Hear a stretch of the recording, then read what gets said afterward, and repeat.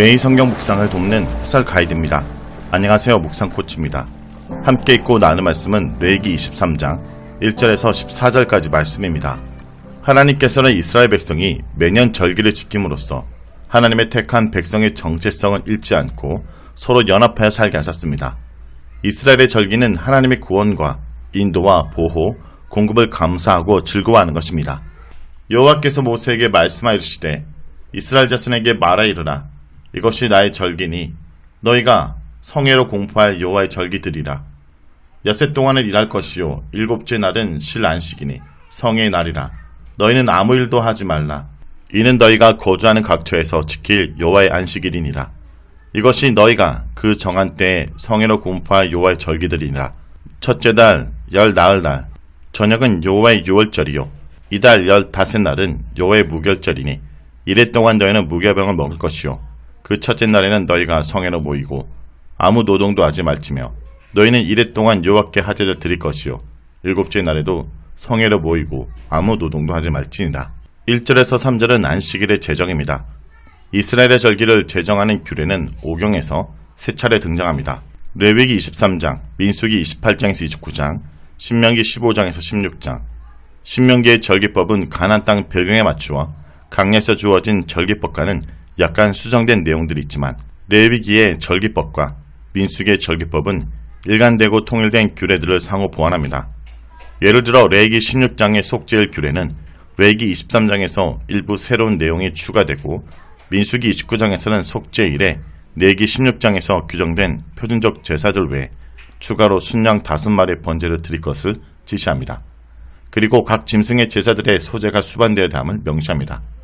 다른 절기들의 경우 그날 바쳐될 제사의 목록이 민수기 28장에서 29장에 상세하게 주어집니다. 따라서 레위기 23장의 절기법은 민수기 28장에서 29장을 참고하여 읽어야 합니다. 레위기 23장의 절기법에서 가장 먼저 규정되는 절기는 안식일입니다. 여기서 안식일을 수식하는 특이한 표현은 실 안식일입니다. 안식과 관련된 단어가 영겁 후 2번 반복된 표현은 이해하기 어렵습니다. 이것은 안식일 외에 속죄일과 안식년에 대해 사용됩니다. 이러한 표현은 다른 절기와 달리 노동이 철저하게 금지된 것이라고 말합니다. 4절에서 8절은 유월절 제정입니다. 유월절은 음력 1월에서 14일 저녁이 시작됩니다. 이튿날인 1월 15일부터 무교절 기간으로서 일주일 동안 지킵니다. 유월절과 무교절 기간에는 누룩을 넣지 않는 떡, 즉 무교병을 먹어야 합니다. 출애굽기 34장 25절에서 볼 수 있듯이 누룩은 다른 제물과 섞어서는 안 되었습니다. 아마도 누룩이 부패와 변질을 상징하기 때문일 것입니다.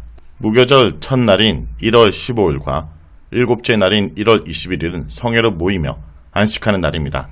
따라서 이 두 날에는 모든 노동이 금지됩니다. 무교절의 일주일 기간에 여호와께 하제, 즉 봉헌물을 바쳐야 하는데 이 제물들의 목록은 민수기 28장 18절에서 24절에 자세히 명시되어 있습니다. 9절에서 14절 읽겠습니다.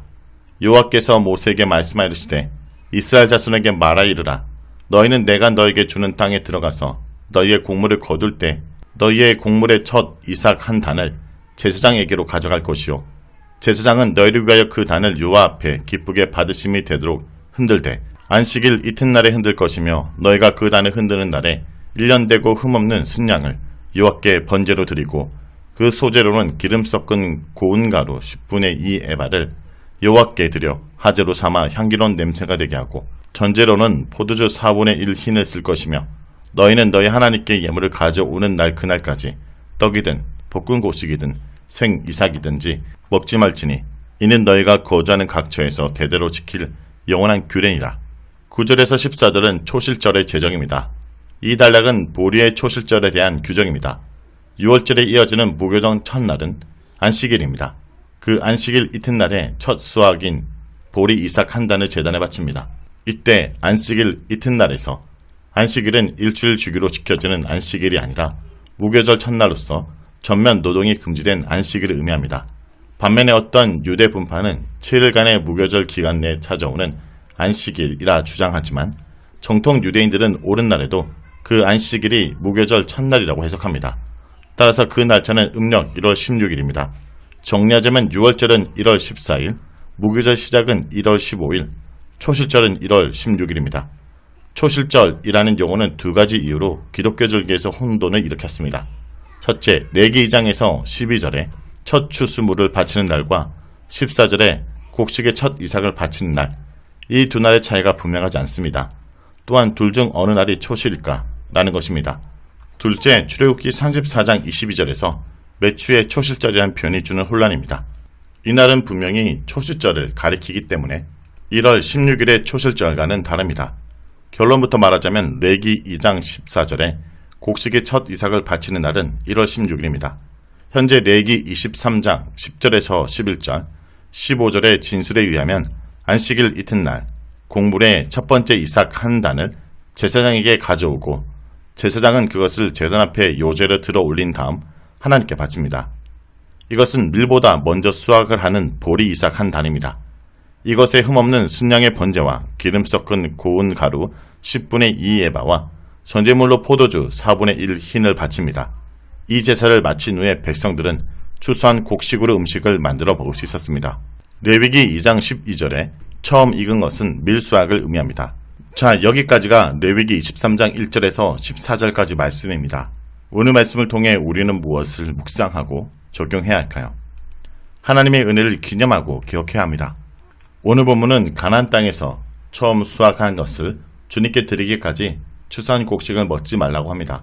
이는 가나안 땅의 주인이 여호와여 모든 것이 여호와의 선물이기 때문입니다. 이스라엘은 매년 축복의 소산물을 여호와께 가져와 모든 것이 그분의 은혜임을 다시 기억했습니다. 곡식의 첫 단을 안식일 다음날 요제로 여호와께 드렸습니다. 성도 여러분, 나는 삶의 원천을 어디에 두고 살아갑니까? 하나님으로부터 비롯됐고 하나님의 주심을 잘 고백하며 주님을 기억하며 살아가고 있습니까? 자신을 돌아보기 원합니다.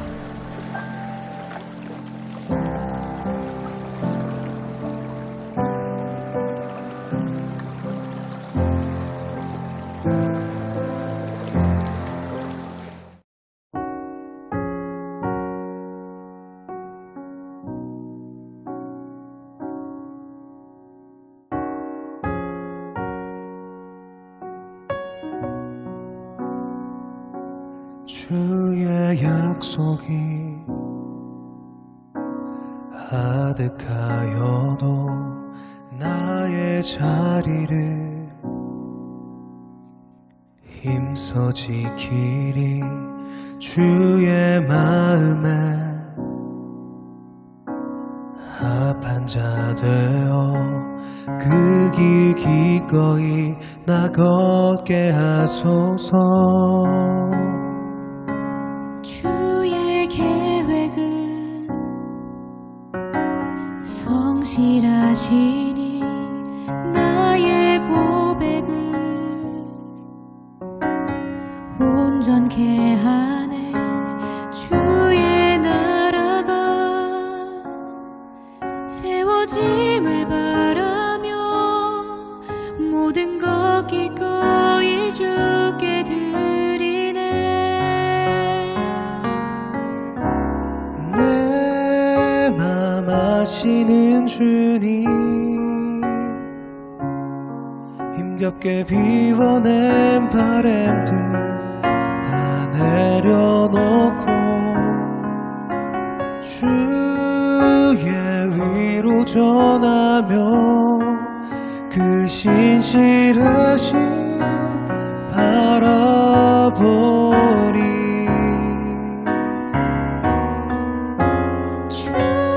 주만 아는 자 되리.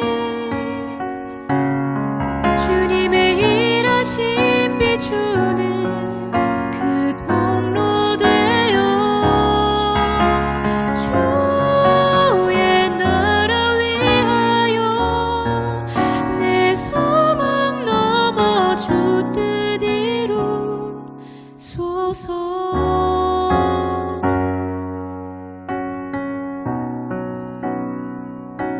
주의 계획은 성실하시니 나의 고백을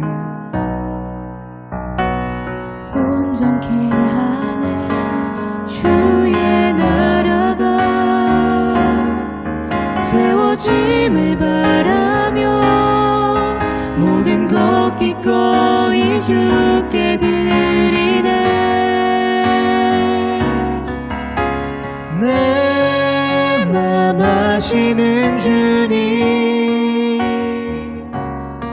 힘겹게 비워낸 바람들 다 내려놓고 주의 위로 전하며 그 신실하신 바라보리. 주만 아는 자 되리. 주님의 일하심 비추는 그 통로 되어 주의 나라 위하여 내 소망 넘어 주 뜻 이루소서. 내 소망 넘어 주 뜻 이루